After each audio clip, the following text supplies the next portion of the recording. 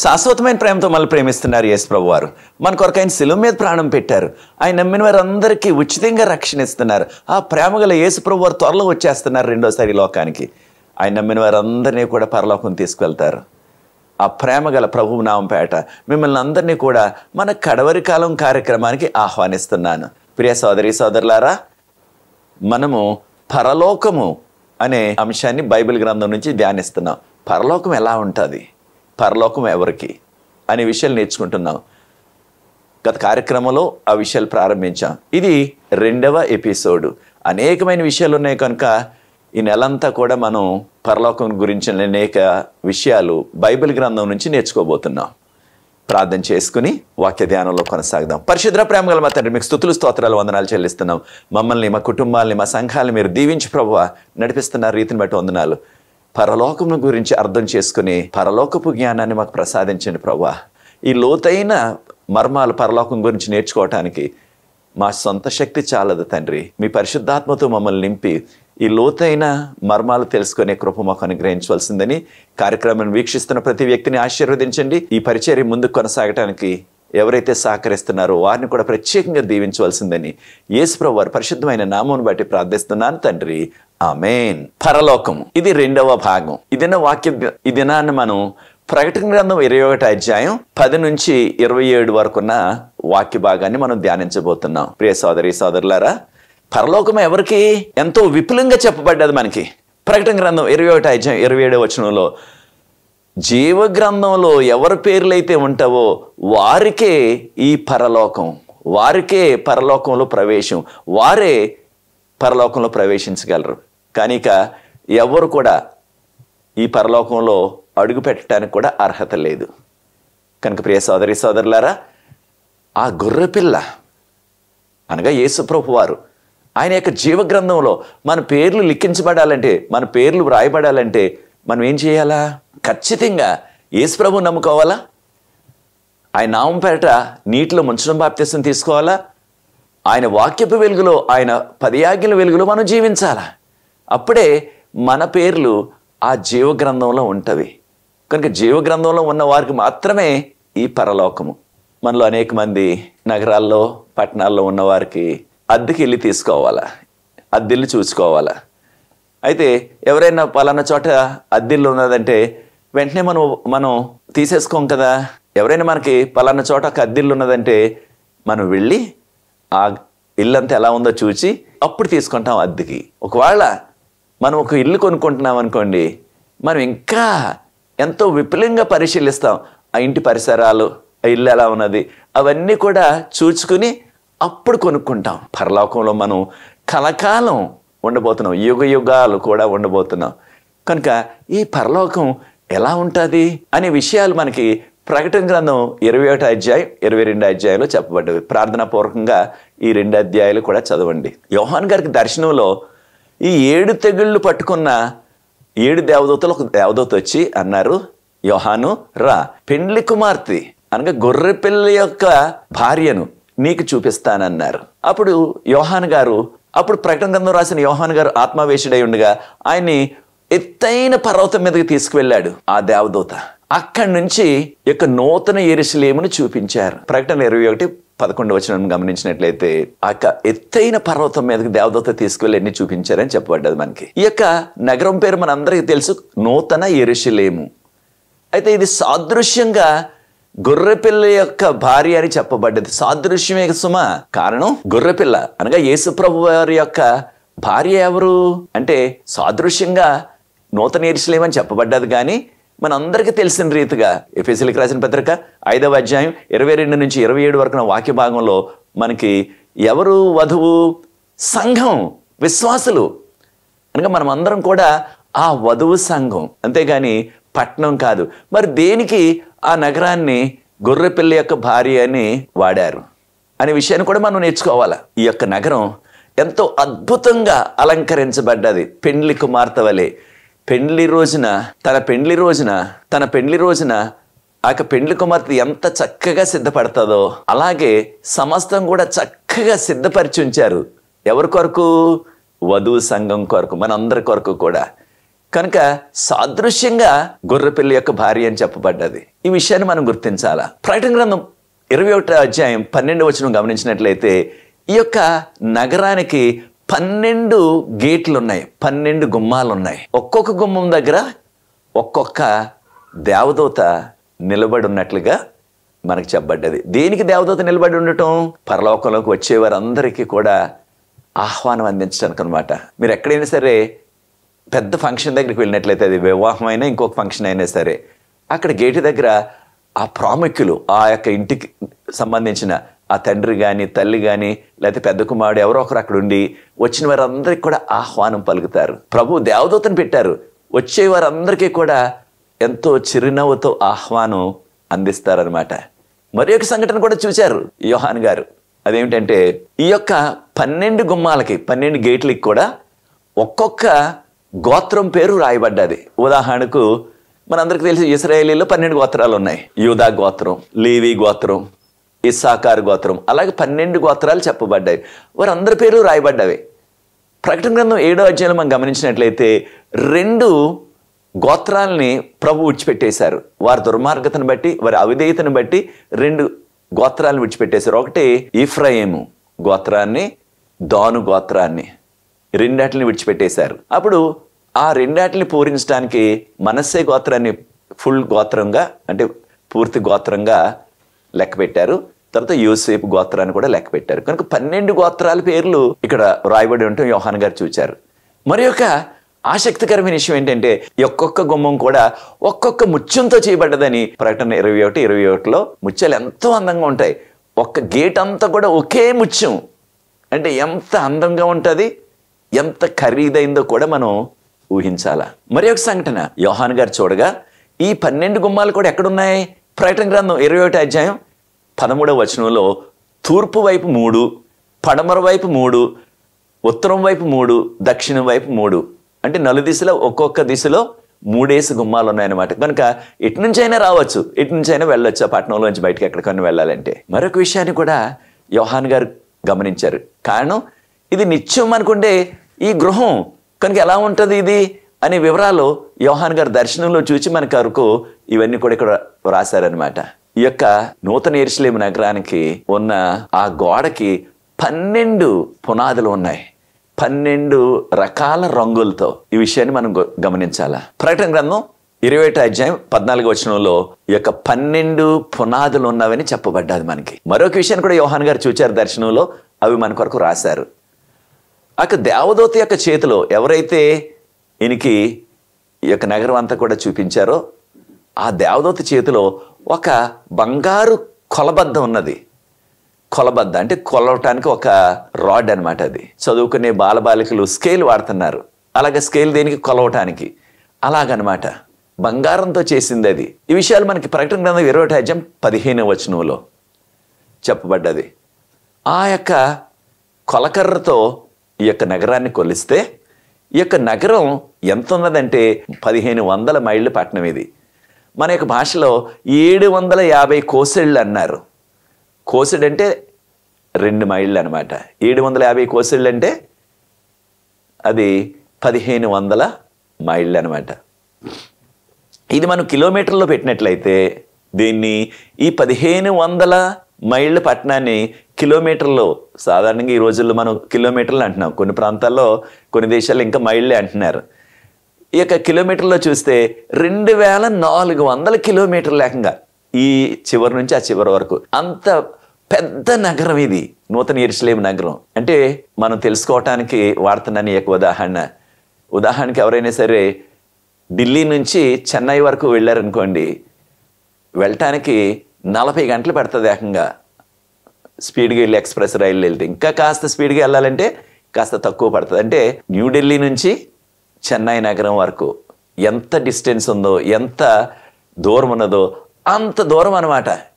ఇది నూతన యెరూషలేము ఆ చివరి నుంచి చివరికి అంత పెద్ద పట్టణం. దీని గురించి అవి చెప్పుకుంటున్నాం మనం. కొన్నిసార్లు కొంతమంది ఆందోళన పడుతున్నారు. అదేమని, ఆ నూతన యెరూషలేములో అందరికీ స్థలం ఉంటుందా అనుకుంటున్నారు. కనుక ఈ విషయంలో మనం ఎప్పుడు కూడా దిగులు పడవద్దు.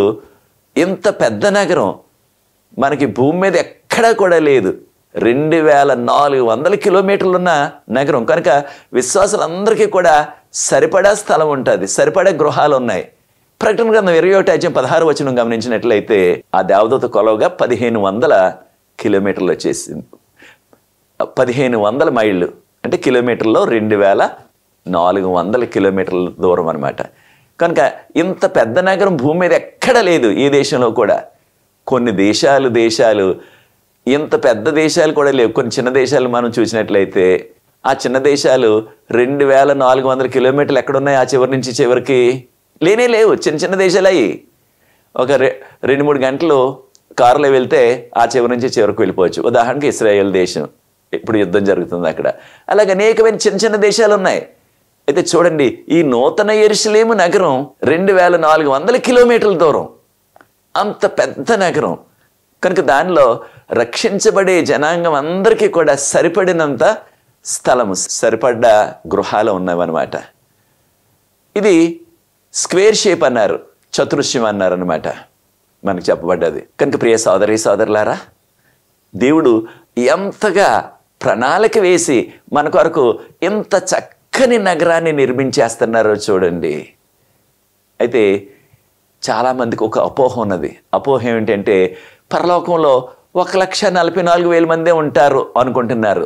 దీనిని బట్టి ప్రకటన గ్రంథం 14వ అధ్యాయంలో మొదటి 5 వచనాల్లో 1,44,000 మంది గురించి చెప్పబడ్డది. అదే రీతిగా 15వ అధ్యాయంలో కూడా 1,44,000 మంది గురించి చెప్పబడ్డది. కనుక చాలామంది అపోహ పడుతున్నారు, పరలోకంలో 1,44,000 మందే ఉంటారు, మరి నాకు స్థలం ఉంటుందా, నాకు పరలోకంలో అవకాశం ఉంటుందా అని ఎంతో దిగులు పడేవారు కూడా ఉంటున్నారు విశ్వాసుల్లో. అయితే పరలోకంలో ఉండేది 1,44,000 మాత్రమే కాదు. ప్రకటన గ్రంథం 7:9 గమనించండి ఒకసారి. ప్రకటన గ్రంథం 7:9 రెవల్యూషన్ చాప్టర్ 7:9 దీనిలో గమనించినట్లయితే యోహాన్ గారు అంటున్నారు, అంతటా నేను చూడగా ఎవ్వరు కూడా లెక్కించలేనంత మంది ప్రతి దేశం నుంచి, ప్రతి తెగ నుంచి, ప్రతి భాష నుంచి పరలోకంలో నేను చూచానన్నారు ఆయన. కనుక పరలోకంలో ఎవ్వరూ లెక్కించలేనంత మంది ఉంటారు ఏకంగా రక్షించబడిన జనాంగం. మరొక విషయాన్ని కూడా మనం గమనించినట్లయితే ప్రకటన గ్రంథం 21:17 గమనించండి. ఈ యొక్క పట్టణపు ప్రాకారం, పట్టణం చుట్టూ కూడా ప్రాకారం ఉన్నది. దీన్నే మనం ఇంగ్లీష్లో వాల్ అంటున్నాం కదా, ఆ కోట గోడ అనమాట. అది ఈ కొలబద్దతో కొలిస్తే 144 మూరలు ఉన్నది. 144 మూరలు అంటే మనము 71 మీటర్లు వస్తుంది అనమాట. 144 మూరలు అన్నారు, ఇంగ్లీష్లో క్యూబిట్స్ అన్నారు. కనుక పట్టణం చుట్టూ కూడా ఈ యొక్క ప్రాకారం ఉన్నది, ఆ యొక్క కోట గోడ. అది 144 మూరలు ఎత్తు, అంటే అనగా 71 మీటర్లు అనమాట. అయితే దేంతో చేయబడ్డది ఈ యొక్క చుట్టూ ఉన్న ప్రాకారం అంటే సూర్యకాంతపు రాయితో చేయబడ్డది. అదంతా కూడా ఆ యొక్క చుట్టూ ఉన్న గోడ, ఈ నూతన యెరూషలేముకు చుట్టూ కట్టిన కోట గోడ సూర్యకాంతపు రాయి. సూర్యకాంతపు రాయి ఏ రంగులో ఉంటుందంటే రెడ్డిష్ ఆరెంజ్ అంటున్నారు. ఎర్రగా ఉన్న ఆ యొక్క నారింజ పండు రంగు అనమాట. ఎర్రగా పసుపుగా ఉంటుంది, నారింజ పండు రంగు మనకు తెలుసు, ఆ రంగు అనమాట. దాని మీద సూర్యకాంతి ప్రకాశించినప్పుడు ఇక ఎంత సుందరంగా ఉంటుందో మనం వివరించడానికి ఏ భాష చాలదు, మన 2 కన్నులు కూడా సరిపోవన్నమాట ఆ యొక్క అందాన్ని ఆస్వాదించడానికి. అంత చక్కగా ఉంటుంది చుట్టూ ఉన్న గోడ. దేనికి అంత పెద్ద గోడ కట్టేశారంటే ఎవరో దొంగలు వస్తారు, హంతకులు వస్తారు, విరోధులు వస్తారు అనే పాయింట్ లేదు ఇంక అక్కడ. కారణం అక్కడ ఇక పాపులు ఎవరు లేరు, సాతాను లేడు. వారందరూ కూడా పాపులు ఎవరు ఉండరు, సాతాను నుండు వారందరూ కూడా సంహరించేశారు ప్రభు.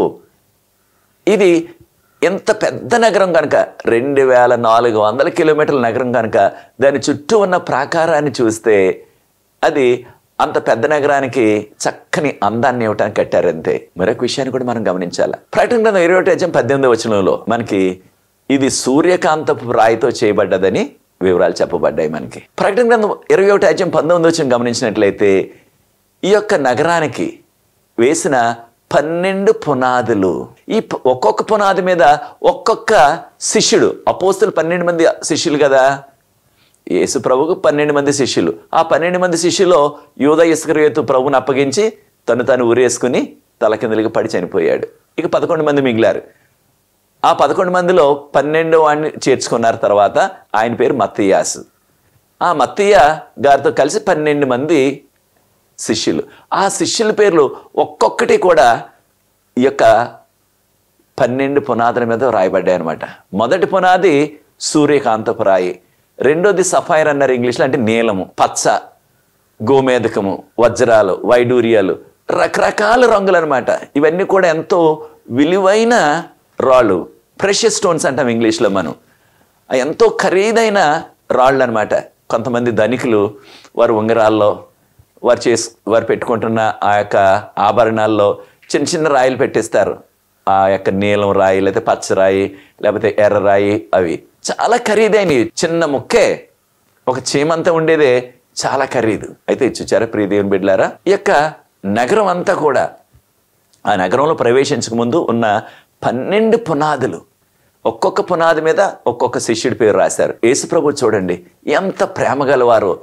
ఆయన కొరకు ఈ యొక్క లోకంలో ఈ 12 మంది శిష్యులు కూడా హతసాక్షులు అయిపోయారు.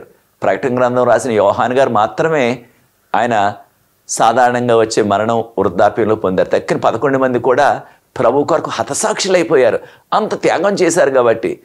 యోహాను గారు కూడా ఆ పద్మాసు దీవిలో ఆయన బందీగా ఉన్నారు.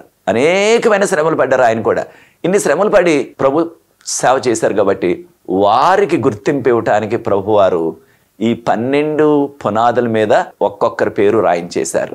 మరో విషయాన్ని కూడా మనం గమనించాలి. మీకు సమయం ఉన్నప్పుడు ప్రకటన గ్రంథం 21 అధ్యాయం 19, 20 వచనాల్లో ఆ వాడబడిన 12 వెలగల రాళ్ళు, వాటి యొక్క జాబితా, వాటి లిస్ట్ ఉన్నది. దాన్ని మీరు చదవచ్చు. ప్రకటన గ్రంథం 21 అధ్యాయం 21 వచనంలో ఈ యొక్క నగరానికి మధ్య గుండా వెళ్తున్న ఆ యొక్క రోడ్డు అనమాట, వీధి. ఆ యొక్క వీధంతా కూడా మేలిమైన బంగారంతో చేయబడ్డదని చెప్పబడ్డది. మేలిమైన బంగారం, ప్యూర్ గోల్డ్ అన్నారు ఇంగ్లీష్లో.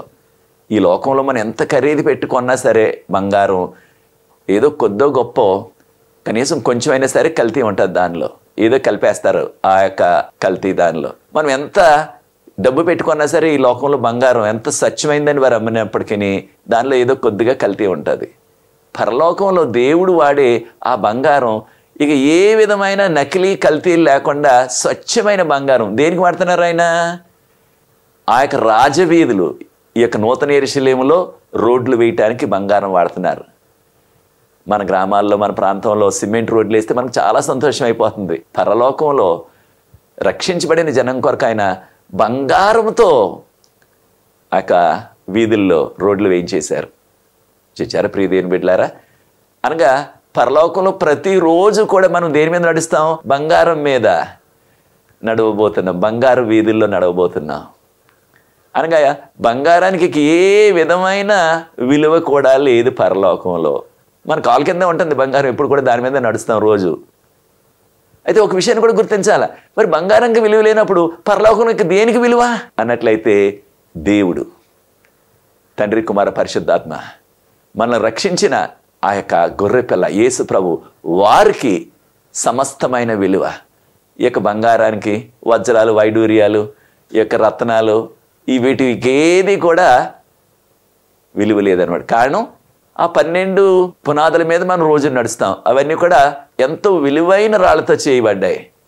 ఆ వీధులన్నీ కూడా మేలిమైన బంగారం. రోజు మనం వాటి మీదే నడుస్తాం. అయితే ఈ లోకంలో అనేక మంది ఏం చేస్తున్నారు?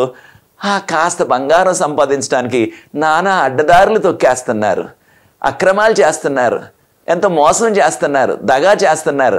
ఆ కాస్త బంగారం సంపాదించడానికి. బంగారం ఎక్కడికి పట్టుకుపోతాం? మనం చనిపోయిన రోజున ఎక్కడికి పట్టుకెళ్ళాం? ఆ బంగారం మనకు రక్షణ ఇవ్వలేదు. కానీ ప్రభువు నమ్ముకున్నట్లయితే, ఆయన వాక్యపు వెలుగులో, ఆజ్ఞల వెలుగులో మనం జీవించినట్లయితే ఆ బంగారు వీధుల్లో కలకాలం కూడా నడిచే ధన్యత మనకు కలుగుతుంది. మరొక విషయాన్ని కూడా యోహాన్ గారు గమనించారు దర్శనంలో. ప్రకటన గ్రంథం 21 అధ్యాయం 22వ వచనం, పరలోకంలో దేవాలయం లేదు అని చెప్పారు ఆయన. పరలోకంలో దేవాలయం లేదు. ఎప్పుడు? పరలోకంలో వెళ్ళినప్పుడు అక్కడ దేవాలయం లేదని చెప్పారు. ఆయన దేవాలయం కనిపించలేదని చెప్పారు. పరలోకంలో ఆయనకి ఏ దేవాలయం కనిపించలేదన్నారు. అయితే పరలోకంలో దేవాలయం ఉన్నదా? ప్రకటన గ్రంథం 11:19 దేవాలయం తెరవబడట యోహాను గారు చూచారు దర్శనంలో. అదే రీతిగా ప్రకటన గ్రంథం 14:14-15 మనం గమనించినట్లయితే దేవదూత పరలోకపు ఆలయాన్ని నుంచి బయటకు వచ్చటం చూచారు ఆయన. ప్రకటన గ్రంథం 15:8 ఆ దేవాలయం అంతా కూడా పొగతో నిండిపోవటం చూచాడు ఆయన. కనుక ఖచ్చితంగా పరలోకంలో దేవాలయం ఉన్నది. కానీ మరి యోహాను గారి దర్శనంలో లేదని ఎందుకు చెప్పారు? ఇక్కడ ఆయన కనిపించలేదని ఎందుకు చెప్పారు అన్నట్లయితే, ఈ యొక్క దేవాలయాన్ని దేని కొరకు వాడారు అంటే, దీన్నే ఇంగ్లీష్లో మనం టెంపుల్ అంటున్నాం, హెవెన్లీ టెంపుల్. దేని కొరకు వాడుతున్నారు? మన పాపాలకి విమోచన అనుగ్రహించడానికి ఈ యొక్క దేవాలయంలో పని జరుగుతుంది. యేసు ప్రభువారు మన మధ్యవర్తిగా హెబ్రీయులకు రాసిన పత్రిక 7వ అధ్యాయంలో ఆయన విజ్ఞాపన చేస్తున్నారు మన తరపున ఆ పరలోకపు ఆలయంలో తండ్రి ఎదుట. కనుక మన పాపాలన్నీ కూడా విమోచింపబడటానికి ఈ యొక్క దేవాలయాన్ని వాడారు. పాపమంతా పోయిన తర్వాత, పాపులందరూ కూడా రక్షించి ఆయన నమ్ముకున్న వారిని పరలోకం తీసుకెళ్ళిన తర్వాత, ఇక ఈ యొక్క ఆలయంలో పాప పరిహారం గురించిన పనులు ఇంకేది కూడా అవసరం లేదు. కారణం పాపమంతా కూడా తొలగించబడ్డదనమాట. అప్పుడు పాపం తొలగించబడ్డది కనుక మరి ఈ దేవాలయాన్ని ఆయన కూల్చేస్తారా అంటే కానే కాదు. దేవాలయం దేవుని యొక్క ఇల్లు, అక్కడే ఉంటారు ఆయన. అక్కడి నుంచే విశ్వమంతటిని కూడా పరిపాలిస్తారు ఆయన. అయితే దేవాలయం లేదని ఎందుకు చెప్పబడ్డదంటే, ఇక దేవాలయంలో పాపము యొక్క పరిహారం ఈ కార్యక్రమాలు ఇక జరగవు, ఇక అవసరం లేదు. కనుకనే పరలోకంలో ఆలయం లేదని ఆయన చెప్పారు. ఉదాహరణకు చెప్తున్నాను మీకు. ఈ యొక్క కరోనా వైరస్ వచ్చినప్పుడు అప్పుడు ప్రతి ప్రధానమంత్రి, ప్రతి ముఖ్యమంత్రి వారి యొక్క ఆఫీసుల్లో, వారి కార్యాలయాల్లో కరోనా కంట్రోల్ రూమ్ అని పెట్టి అక్కడ అనేకమైన కరోనా సంబంధించిన నిర్ణయాలు తీసుకుంటూ సలహాలు ఇచ్చేవారు కొంతమంది అక్కడ నియమింపబడిన హెల్త్ ఆఫీసర్లు. ఇప్పుడు కరోనా తగ్గిపోయింది. కరోనా తగ్గిపోయిన తర్వాత ఆ కంట్రోల్ రూమ్లు ఏమైపోయాయి? దానిలో ఉన్న పరికరాలు, ఆ కంప్యూటర్లు, దానిలో పనిచేసిన సిబ్బంది వారందరూ ఏమైపోయారు అంటే, ఇక కరోనా ప్రస్తుతానికి లేదు కనుక ఆ రూమ్ కానీ, ఆ సిబ్బంది కానీ, అక్కడ వారు వాడిన కంప్యూటర్లో పరికరాలు కానీ ఇక అవసరం లేదు. వారు ఆ యొక్క పరికరాలని, ఆ రూమ్ని ఇంకొక దానికి వాడుకుంటారు. కరోనా అవసరం లేదు కనుక, ఇప్పుడు కరోనా యొక్క అవసరత ప్రస్తుతానికి లేదు కనుక. అలాగే ఈ దేవాలయంలో జరిగిన ఒక ప్రక్రియ ఏంటంటే, పాపం యొక్క పరిహారం జరిగింది. పాపం పూర్తిగా తొలగించబడ్డది కనుక ఇక ఆ పాప పరిహారానికి సంబంధించిన పనులు ఏది కూడా దేవుడు కానీ దేవదూతలు కానీ చేయవలసిన పని లేదు. ఈ సందర్భంలోనే యోహాన్ గారు అన్నారు, నాకు దేవాలయం కనిపించలేదన్నారు. మరొక విషయాన్ని కూడా మనం గుర్తించాలా. ఈ పరలోకంలో దేవాలయం ఎవరు? తండ్రి, కుమార, పరిశుద్ధాత్మ. మనల్ని రక్షించిన ఆ యేసు ప్రభు, ఆయనే ఆలయం. ఆయనే మనం పూజిస్తాం. ఆలయం దేనికి? పూజించడానికి. కనుక నిరంతరం కూడా ఆయన అక్కడే ఉంటారు. దేవాలయం ఆయన ఇల్లు, పరలోకపు దేవాలయం. దానిలోనే ఉంటారు తండ్రి, కుమార, పరిశుద్ధాత్మ. వారిని మనం ఆరాధిస్తాం. మరొక విషయాన్ని కూడా యోహాన్ గారు చూశారు.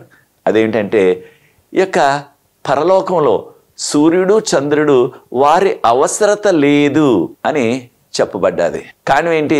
ప్రకటన 21:23 సూర్యుడు, చంద్రుడు అవసరత లేదని చెప్పబడ్డది. అయితే సూర్య, చంద్రుడు లేరని చెప్పలేదు సుమా, అవసరత లేదు. కారణం దేవుడు ఆయన మహిమే ఈ యొక్క పట్టణం అంతా కూడా ఎప్పుడు కూడా సూర్యకాంతి కంటే ఇంకా ఎక్కువగా ఆ యొక్క వెలుగు ఉంటుంది అన్నమాట. కనుక అవసరత లేదు. కానీ సూర్యుడు, చంద్రుళ్ళు, కానీ పరలోకంలో సూర్య, చంద్రులు ఉంటారు. మనకు ఎలా తెలుసు? యెషయా గ్రంథం 30:26 గమనించినట్లయితే అక్కడ సూర్యుడు, చంద్రుడు కూడా ఉంటారని, క్రొత్త ఆకాశం, క్రొత్త భూమి, పరలోకంలో సూర్యుడు, చంద్రుడు కూడా ఉంటారని చెప్పబడ్డది.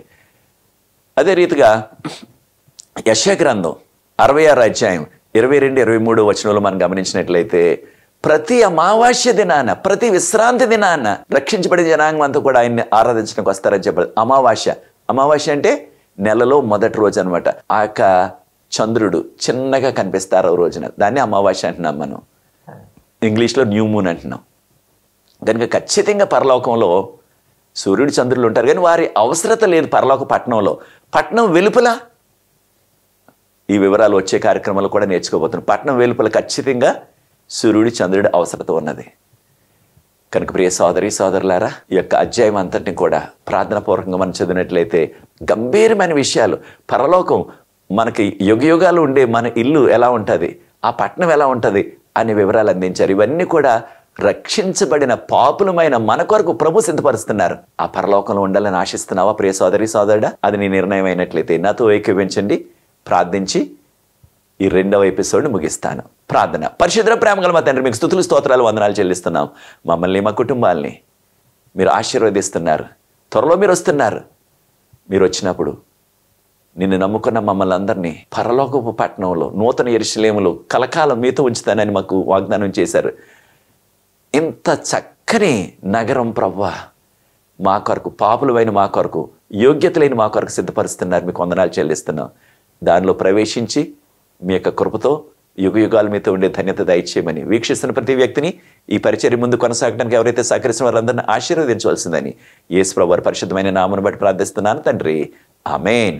ప్రియ సోదరి సోదరులారా, ప్రభు మిమ్మల్ని ప్రేరేపించినట్లయితే ఈ పరిచర్య ముందు కొనసాగటానికి మీరు కూడా పరిచర్యలో పాలుభాగస్తులు అవ్వండి. తెర మీద వచ్చే నెంబర్కి నన్ను సంప్రదించినట్లయితే ఈ వివరాలు మీకు అందిస్తాను. మీకు ఎటువంటి ప్రార్థన అవసరం ఉన్నప్పటికీ తెర మీద వచ్చే నెంబర్కి నన్ను సంప్రదించండి. మనకు ప్రార్థనా బృందం ఉన్నది. ప్రతి దినం కూడా సాయంత్రం విజ్ఞాపన ప్రార్థన చేస్తున్నాం. అనేకమైన జవాబులు ప్రవేశిస్తున్నారు. ఈ అవకాశాన్ని మీరు కూడా సద్వినియోగం చేసుకోండి. వచ్చే కార్యక్రమంలో 3వ ఎపిసోడ్లో మరికొన్ని విషయాలు పరలోకం గురించి నేర్చుకోబోతున్నాం. అంతవరకు ప్రభు మనల్ని ప్రత్యేకంగా దీవించి నడిపించును గాక. God bless you.